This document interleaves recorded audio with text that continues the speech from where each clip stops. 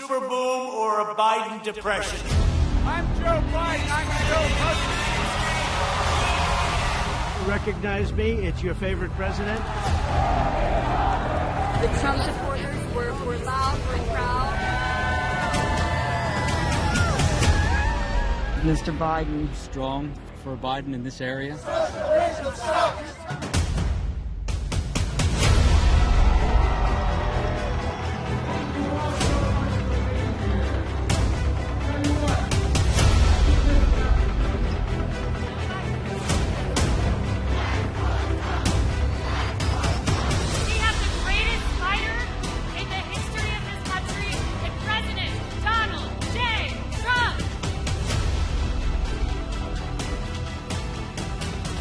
More than 225,000 people, I think it's 229 as I speak, have already lost their lives to COVID-19.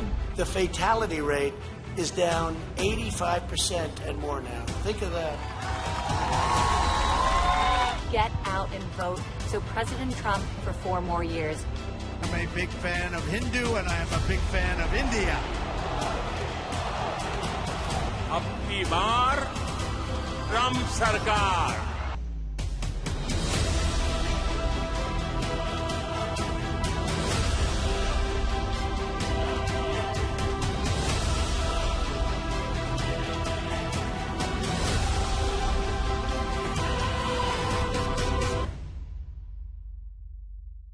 नमस्कार, मैं हूं श्वेता सिंह। 3 नवंबर को America के 46वें राष्ट्रपति के चुनाव के लिए वोटिंग होगी। मुकाबला रिपब्लिकन डोनाल्ड ट्रंप और डेमोक्रेट जो बाइडेन के बीच है।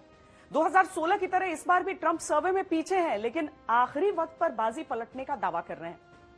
जो बाइडेन ने उन मुद्दों को जोर शोर से उठाया है जिसने ट्रंप के वोट बैंक में बड़ी सेंध लगाई है। क्या है अमेरिका के वोटरों का मूड? किन मुद्दों पर पड़ेंगे वोट? अब की बार अमेरिका में किसकी सरकार? देखिए सबसे सटीक विश्लेषण। क्या एक बार फिर 74 साल के डोनाल्ड ट्रंप का चलेगा ट्रंप कार्ड, या फिर 77 साल के बाइडेन के हाथ लगेगी अमेरिका की बाजी?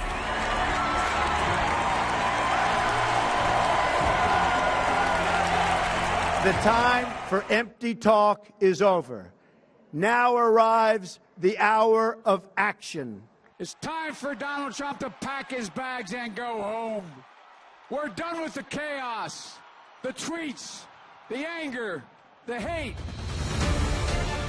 क्या कोरोना से करार रहा अमेरिका ट्रंप को एक बार फिर से सौंपेगा नेतृत्व, या फिर चीनी वायरस ने बिछा दी है बाइडेन के लिए जीत की बिसात? I would like to begin by announcing some important developments in our war against the Chinese virus. We'll be invoking the Defense Production Act just in case we need it. Why do you keep calling this the Chinese virus? Why do you keep using this? Because it comes from China. Racist. It's not racist at all. No, not at all. It comes from China. I will not abandon you. We're all in this together. We'll fight this together. 2016 की तरह क्या इस बार भी America के silent voter आखिरी वक्त में बदल देंगे जीत हार का समीकरण? अमेरिका के इस एक चौराहे पर इतने रंग हैं जितने पूरी दुनिया में ढूंढने से मुश्किल से मिलते हैं, लेकिन हम वो सभी रंग, वो सभी मुद्दे, वो सभी सवाल आपके लिए समेटेंगे जो अमेरिकी चुनावों से जुड़े हुए हैं। Kamala Harris. क्या कमला हैरिस रचेंगी इतिहास, बनेगी भारतीय मूल की पहली अमेरिकी उपराष्ट्रपति? Biden and I are proud, patriotic Americans who share the values with the vast majority of the American people who want a president of the United States who speaks truth. Trump या Biden, कौन है भारत की पहली पसंद? America में रहने वाले भारतीय किसे बनाना चाहते हैं अमेरिकी प्रेसिडेंट? अमेरिकी चुनावी नतीजे केवल अमेरिका के लोगों की जिंदगी को प्रभावित नहीं करते हैं, बल्कि पूरी दुनिया को प्रभावित करते हैं। हाउडी मोदी और नमस्ते ट्रंप का कितना पड़ेगा अमेरिकी चुनाव पर असर? अब की बार ट्रंप सरकार। Namaste. Namaste. And hello to India. This is such a great honor.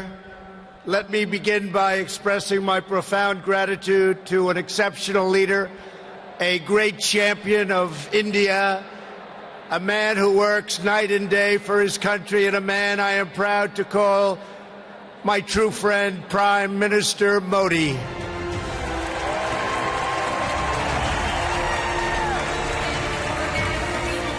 दुनिया के सबसे रोमांचक चुनाव में अब की बार किसकी सरकार?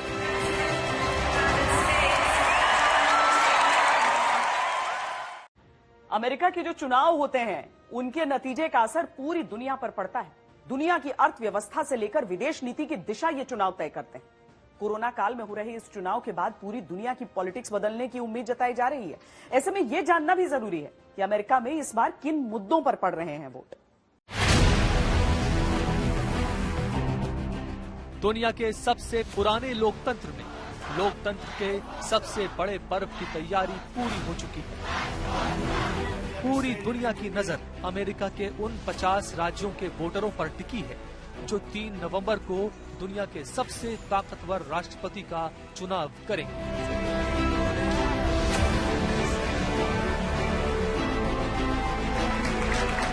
लेकिन सवाल यह है कि अमेरिका के 25 करोड़ वोटरों का मूड क्या है, वो किन मुद्दों पर वोट करेंगे, और सबसे खास बात, अमेरिका में रहने वाले भारतीय वोटरों का रुझान किस पार्टी की ओर? सबसे पुरानी विश्व शक्ति होने के फायदे हैं तो नुकसान भी। दरअसल दुनिया के कोने कोने से लोग यहाँ पर आकर यहीं पर बस जाना चाहते हैं। चुनावों में ये मुद्दा भी बड़ा है और जो दोनों उम्मीदवार हैं उन दोनों की अपनी अपनी और बिल्कुल अलग सोच इस मामले में है।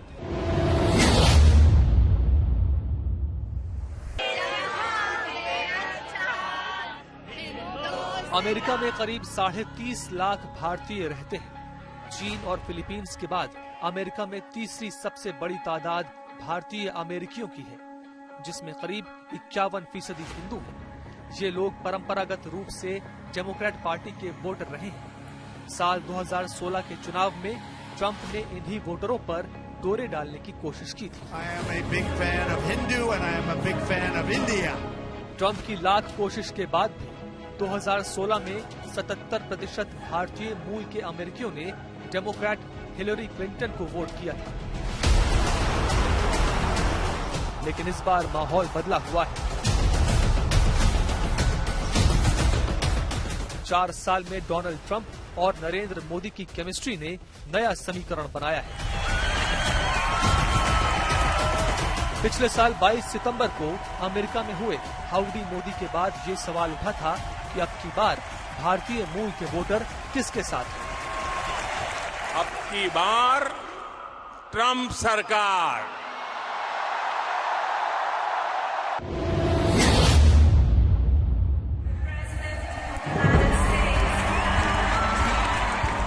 हाउडी मोदी कार्यक्रम अमेरिका के टेक्सास प्रांत के ह्यूस्टन शहर में हुआ था। इसमें अमेरिकी मूल के करीब 50,000 भारतीय शामिल हुए थे।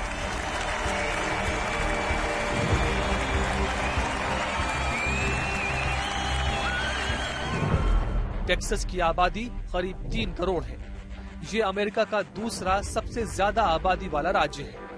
अमेरिका के कुल 538 इलेक्टर्स में से 38 इलेक्टर्स वोट यही हैं। 1976 से आज तक कोई डेमोक्रेट उम्मीदवार यहाँ जीत नहीं पाया है। पिछली बार ट्रंप ने यहाँ पर 52% वोटों के साथ जीत दर्ज की थी। टेक्सास में भारतीय मूल के वोटरों की अच्छी खासी तादाद है, जो प्रधानमंत्री मोदी के जबरदस्त फैन हैं। Friends, we in India have connected well with President Trump. The words of candidate Trump, अब की बार ट्रंप सरकार।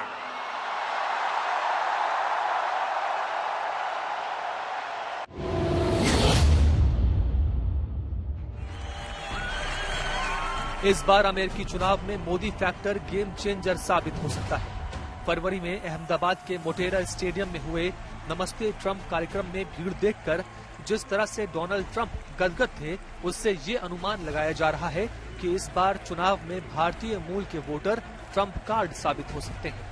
दरअसल सबसे बड़ा क्रिकेट स्टेडियम और कूटनीति में सबसे बड़ी साझेदारी की शुरुआत।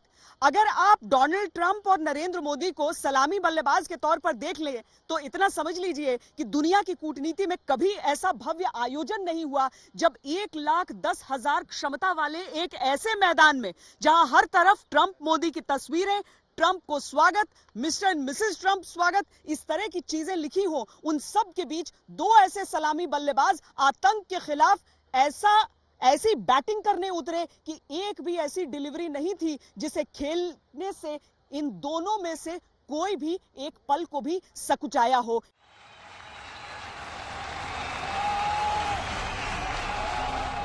2016 की तुलना में ट्रंप की ओर भारतीय मूल के अमेरिकी वोटरों का झुकाव बढ़ा है। ताजा सर्वे में भी इस बात के संकेत मिल रहे हैं। इसके पीछे पाकिस्तान और चीन को लेकर ट्रंप की आक्रामक नीति बड़ी वजह है। हालांकि ट्रंप ने राष्ट्रपति चुनाव से पहले H-1B वीजा से जुड़े नियम सख्त किए हैं, जिससे अमेरिका में रहने वाले भारतीय ट्रंप से नाराज हैं।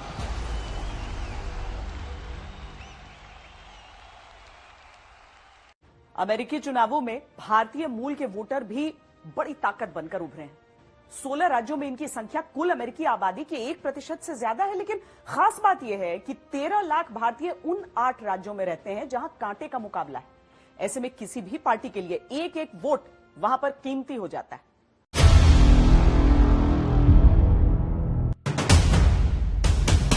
The next Vice President of the United States, Kamala Harris. I am a big fan of Hindu and I am a big fan of India. Big fan. You know his character, you know my character. You know our reputations for honor and telling the truth.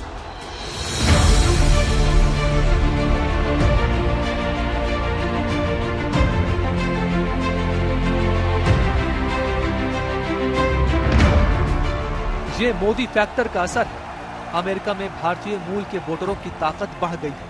Democrats को लग रहा है कि कहीं इस बार उनके परंपरागत vote में ट्रंप सेंध न लगा दे। ऐसे में जो बाइडेन इन वोटरों पर डोरे डाल रहे हैं।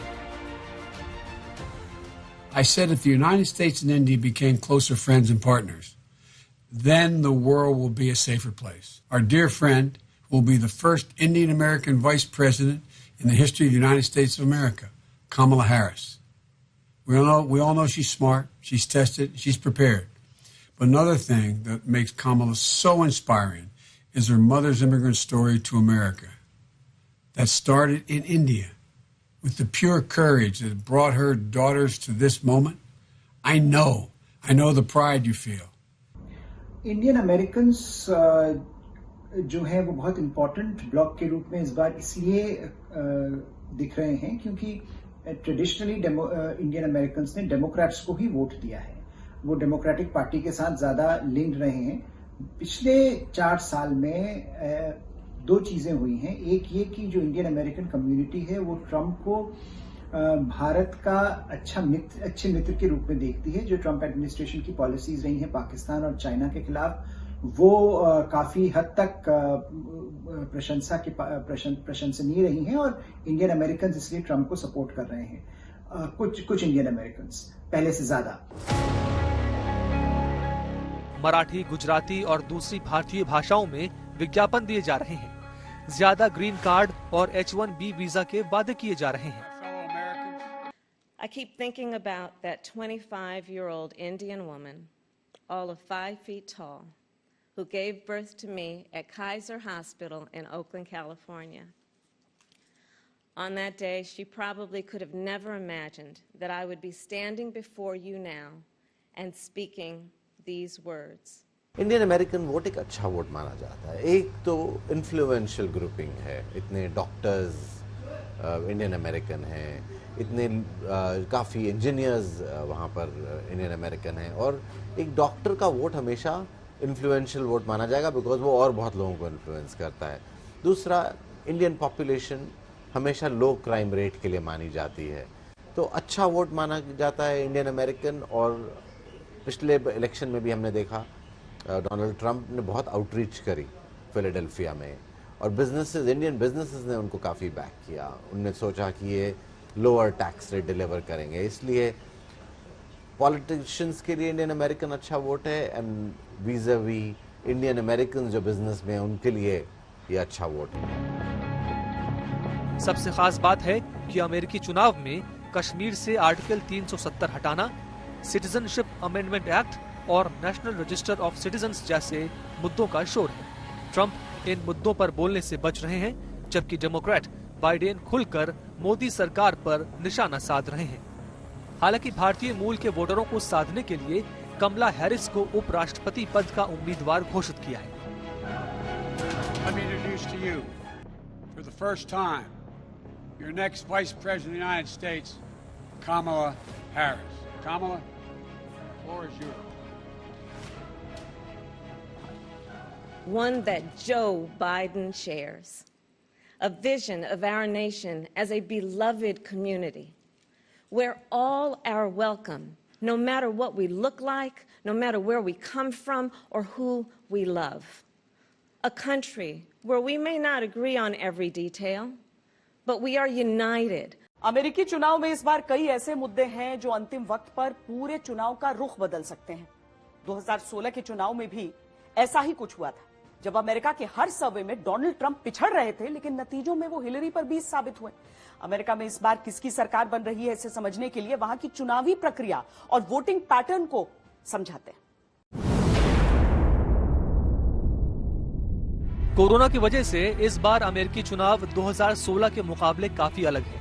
मुद्दे अलग हैं, प्रचार का तरीका अलग है, यहाँ तक कि वोटिंग का पैटर्न भी अलग है। अमेरिका के राष्ट्रपति चुनाव में वोटिंग के लिए 2 ऑप्शन हैं। पहला, मेल या बैलेट के जरिए अर्ली वोटिंग, या फिर इलेक्शन डे वाले दिन मतदान केंद्र पर जाकर वोटिंग। इस बार आम वोटिंग 3 नवंबर को होगी, लेकिन अर्ली वोटिंग में रिकॉर्ड टूट रहे हैं। अमेरिका में कुल 24 करोड़ वोट हैं। 28 अक्टूबर तक 7.5 करोड़ से अधिक वोट डाले जा चुके हैं।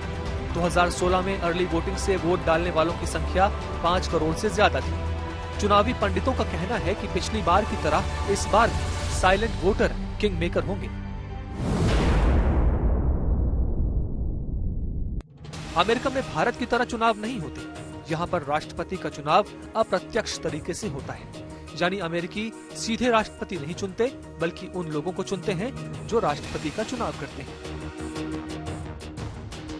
अमेरिका में कुल 50 राज्य हैं। 50 राज्यों से 538 इलेक्टर्स चुने जाते हैं। इसे इलेक्टोरल कॉलेज कहते हैं। इलेक्टर्स की संख्या हर राज्य में अलग अलग है। जिस राज्य की आबादी ज्यादा होती है, वहाँ इलेक्टर्स की संख्या ज्यादा होती है। राष्ट्रपति बनने के लिए किसी भी उम्मीदवार को 270 मत हासिल करने होते हैं। अमेरिकन चुनाव जैसे हर स्टेट्स में बेस्ड हैं। जितनी इलेक्टोरल स्टेट्स हैं, हर स्टेट कई इलेक्टोरल वोट्स में डिवाइडेड है। अब हर स्टेट के अंदर अपना अपना महत्व है, कितनी ज़्यादा है लोग हैं, उसके हिसाब से स्टेट की वैल्यू डिवाइडेड है। टोटल जो वोट्स हैं उसका 50% वोट शेयर कम से कम होना चाहिए, विच मीन्स अगर जो विनिंग कैंडिडेट है उसके पास 270 वोट आने चाहिए टू विन द इलेक्शन।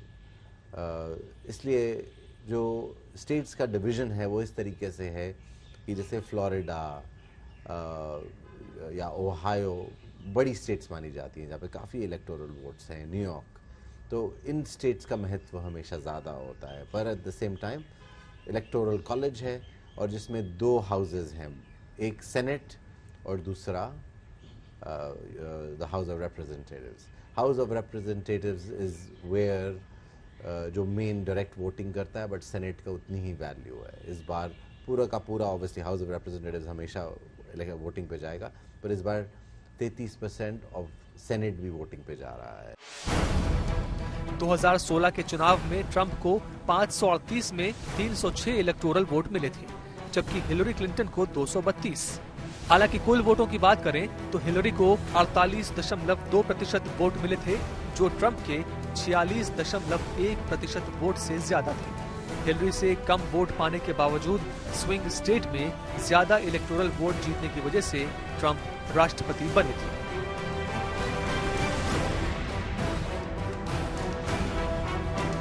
चीन से निकले कोरोना वायरस ने अमेरिका को सबसे ज्यादा प्रभावित किया।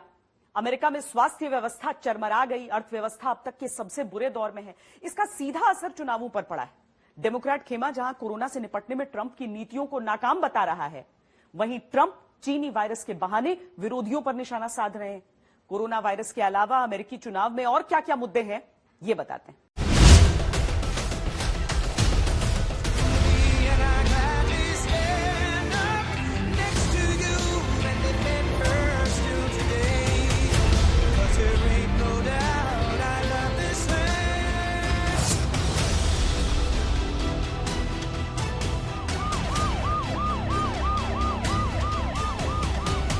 We closed up the greatest economy in the world in order to fight this horrible disease that came from China. 220,000 Americans dead. You hear nothing else I say tonight. Hear this. Anyone who's responsible for not taking control,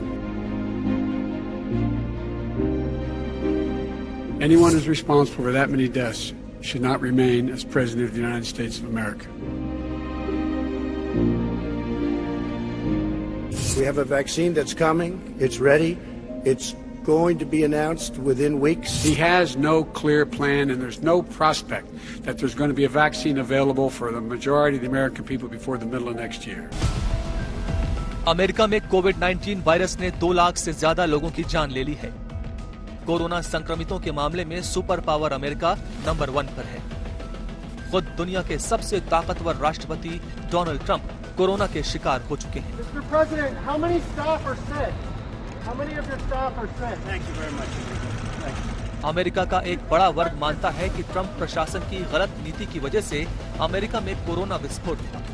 Trump शुरू से corona virus को लेकर लापरवाह रहे।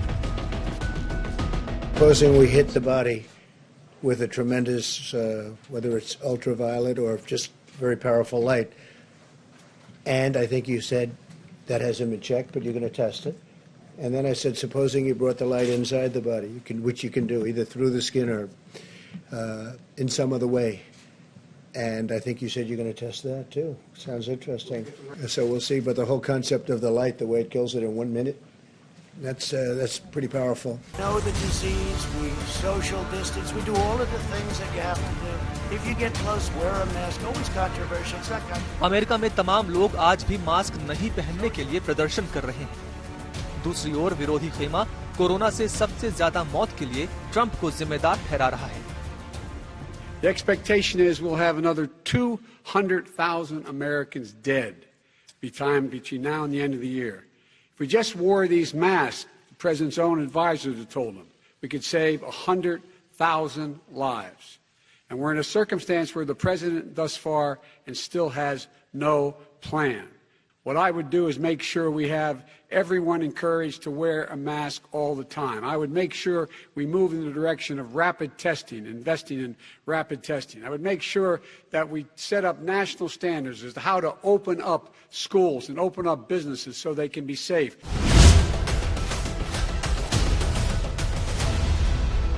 महामारी से पहले Trump के 3 साल के शासनकाल में अर्थव्यवस्था तेजी से बढ़ रही थी।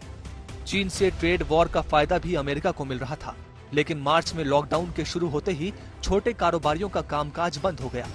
अप्रैल आते आते 2.3 करोड़ अमेरिकी बेरोजगार हो गए। अमेरिका के श्रम मंत्रालय के आंकड़ों के अनुसार 2 महीनों के दौरान ही बेरोजगारी दर 3.5% से उछलकर 14.7% पर पहुंच गई।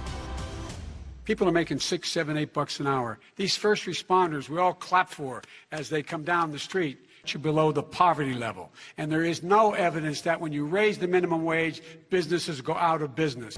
ट्रंप राज में कोरोना काल के दौरान अप्रैल से जून की तिमाही में अमेरिका के सकल घरेलू उत्पाद में 33% की भारी गिरावट आई।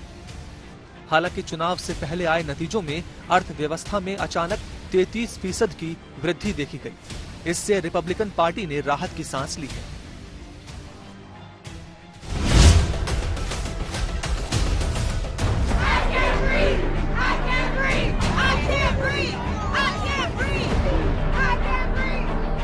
मई में मिनियापोलिस में श्वेत पुलिस अफसर के हाथों अश्वेत जॉर्ज फ्लॉयड की मौत ने अमेरिका के ब्लैक मूवमेंट में नई जान दी। अमेरिका जल उठा।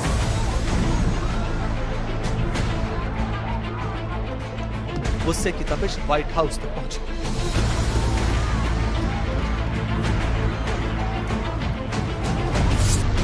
राष्ट्रपति चुनाव से ठीक पहले फिलाडेल्फिया में 28 अक्टूबर को एक श्वेत पुलिस वाले ने 27 साल के अश्वेत वॉल्टर बॉसेल जूनियर को गोली मार दी। वॉल्टर की मौत के बाद शहर में हिंसक विरोध प्रदर्शन भड़क उठे।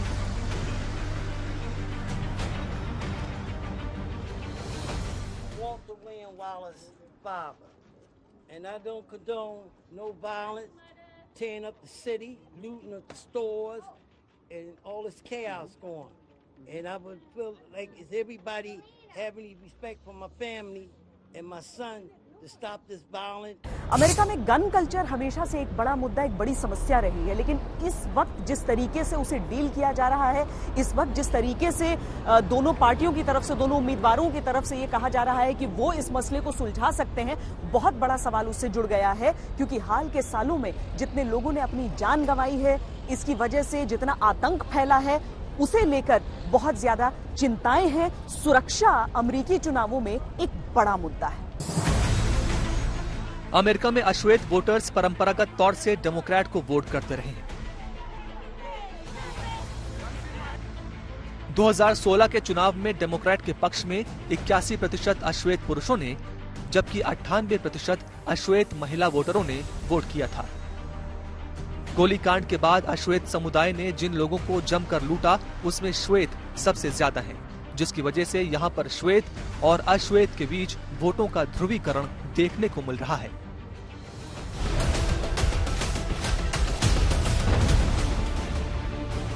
अमेरिकी चुनाव में इस बार गर्भपात बड़ा मुद्दा है।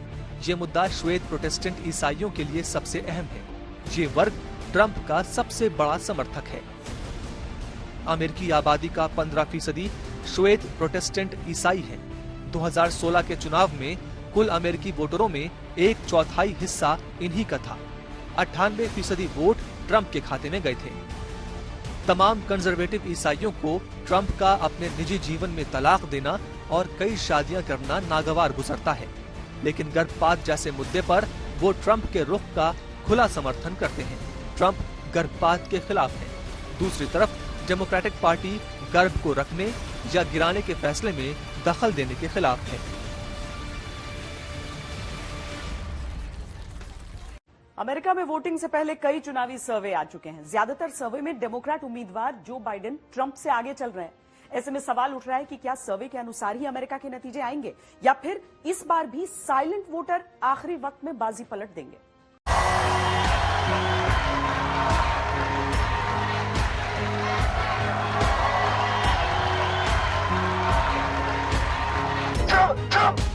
President Trump! I love him. Women for Trump. I did great with women.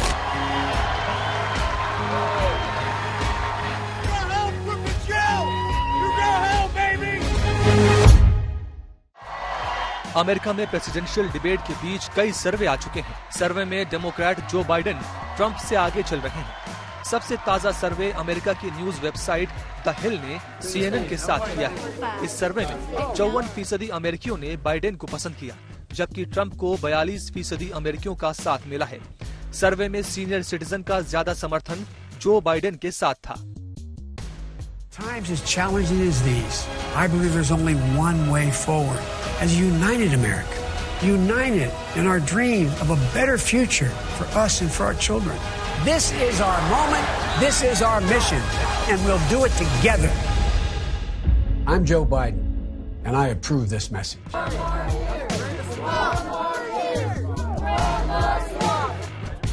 America के 50 राज्यों में कुछ राज्य परंपरागत तौर पर रिपब्लिकन विचारधारा के साथ हैं, तो कुछ डेमोक्रेट के। लेकिन कुछ राज्य ऐसे भी हैं जो मुद्दों के हिसाब से वोटिंग करते हैं। इन्हें स्विंग स्टेट कहते हैं। स्विंग स्टेट्स उन स्टेट्स को माना जाता है, इसको it's also described as these are the fighting states, really these are the contentious states, जहां पर इम्पोर्टेंस है। एक स्विंग स्टेट पूरे देश का इलेक्शन डिटरमिन कर सकती है। जैसे फ्लोरिडा में देखिए 29 वोट हैं, या कैलिफोर्निया में देखिए 55 वोट हैं, ओहायो में देखिए, तो ये जितनी भी जहाँ स्विंग स्टेट्स हैं वो उनको इम्पोर्टेंट माना जाएगा। Battle ground state, swing states में ही दोनों का कंसंट्रेशन है, क्योंकि स्विंग स्टेट से ही इलेक्टोरल कॉलेज ये डिटरमिन कर पाएगा कौन ये इलेक्शन जीतता है।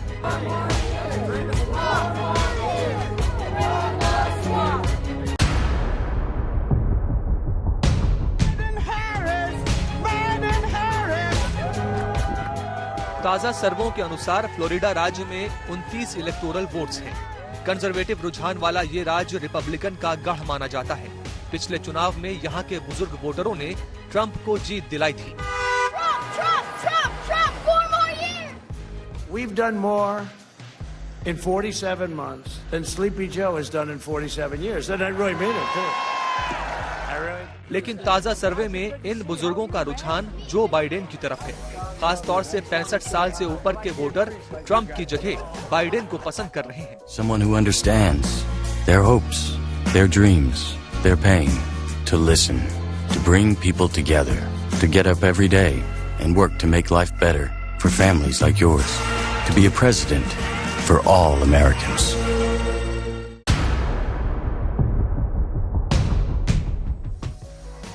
एरिजोना स्टेट में 11 इलेक्टोरल वोट्स हैं। पिछले साल तक यहां पर ट्रंप की स्थिति मजबूत थी, लेकिन कोरोना के कारण लोग ट्रंप से नाराज हैं। खासकर 65 पार के वोटर ट्रंप के विरोध में हैं।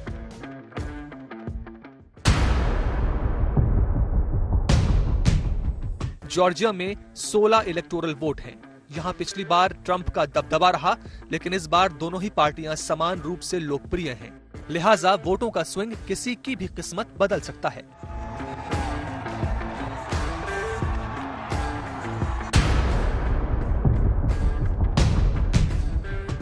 मिशिगन और विस्कॉन्सिन राज्यों में पिछले राष्ट्रपति चुनाव में ट्रंप हिलरी क्लिंटन से ज्यादा लोकप्रिय थे, लेकिन इस बार ये लोकप्रियता कोरोना के कारण गड़बड़ाई है। दोनों राज्यों को मिलाकर 16 इलेक्टोरल वोट हैं। एरिजोना और नॉर्थ कैरोलिना दो ऐसे अमेरिकी स्विंग स्टेट हैं जो बड़े हैं। यहाँ भी मुकाबला कांटे का रहता है। ऐसे में राष्ट्रपति चुनाव में इनकी भूमिका अहम हो जाती है। अमेरिकी चुनाव में इस बार यहूदी वोटों पर सबकी नजर है। यहूदियों को परंपरागत तौर पर डेमोक्रेट पार्टी का वोटर माना जाता है। अमेरिका के बड़े बिजनेस पर इनका कब्जा है। यह अमेरिका की सबसे मजबूत और अमीर लॉबी है। 2016 के चुनाव में करीब 71% यहूदियों ने ट्रंप के खिलाफ वोट किया, लेकिन अपने पूरे कार्यकाल के दौरान ट्रंप ने दुनिया के एकमात्र यहूदी देश इजराइल को लेकर जिस तरह की नीति अपनाई, उसने बड़ा बदलाव किया है। इजराइल को लेकर ट्रंप की विदेश नीति ने मिडिल ईस्ट के देशों में बहुत कुछ बदल दिया है। पिछले कुछ महीनों में यूएई, बहरीन और सूडान जैसे 3 अरब देशों ने इजराइल के साथ संबंध सुधारे हैं।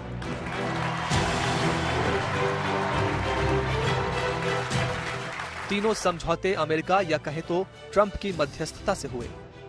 यूएई और इजराइल के बीच 15 सितंबर को व्हाइट हाउस में समझौते पर हस्ताक्षर हुए।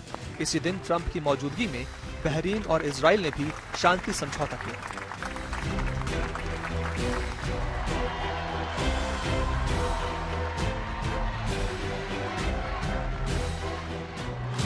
अमेरिका में वोटिंग से पहले जिस तरह से आनन फानन में ट्रंप ने समझौते के लिए पहल की है, उससे साफ है कि इसके पीछे ट्रंप का चुनावी दांव है।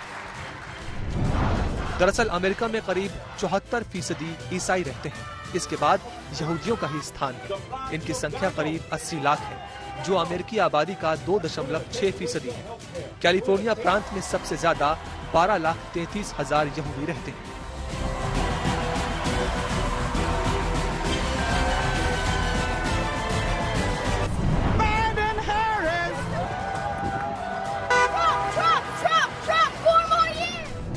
अमेरिका के यहूदी इतने अमीर और प्रभावशाली हैं कि यहाँ के 95% उद्योगों पर इन्हीं का कब्जा है।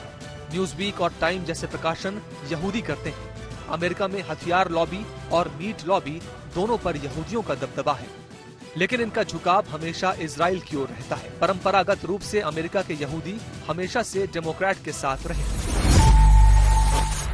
साल 2008 के इलेक्शन में 78% अमेरिकी यहूदियों ने डेमोक्रेट उम्मीदवार बराक ओबामा को वोट किया था, जबकि 2012 में ओबामा को 69% यहूदियों ने वोट दिया।